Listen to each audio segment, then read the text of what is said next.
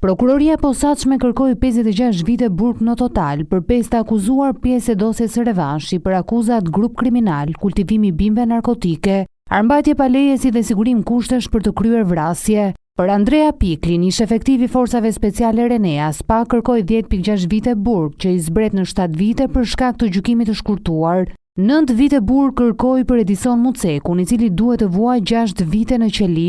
Në pretencë, prokuroria e posaçme kërkoi 9 vite burg edhe për Elvis Ndrecën, djali i Xhaxhait të ish deputetit socialist Eduard Ndreca, ndërsa për Armando Ndrecën, që është vëllai i ish deputetit, kërkohet dënime 15 vite burg. Për shkak të gjykimit të shkurtuar, këtij të fundit i zbret në 10 vite burg kërkesa për të vuajtur dënimin. Gjithashtu, SPA kërkoi 12 vite burg, që i konvertohet në 8 vite për Davis Bajramajn.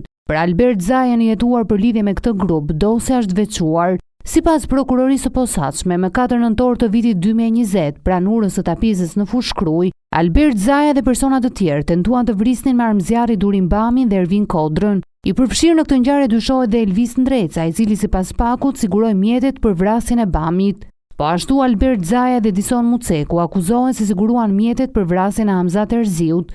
Vepër penale që dyshohet se është kryer në periudhën maj-korrik 2020. Prokuroria e posaçme akuzon Armando Ndrecën, vllane ish deputetit socialist, se ka organizuar dhe financuar grupin që prodhoi dhe shiti 243 kg kanabis në Lezhë. SPA thot se në vitet 2020 dhe 2021, Davis Bajramaj dhe Adrian Pikli u përfshin në tregtinë e palishme të armëve dhe municioneve, duke u ashtitur ato edhe personave me precedent penal.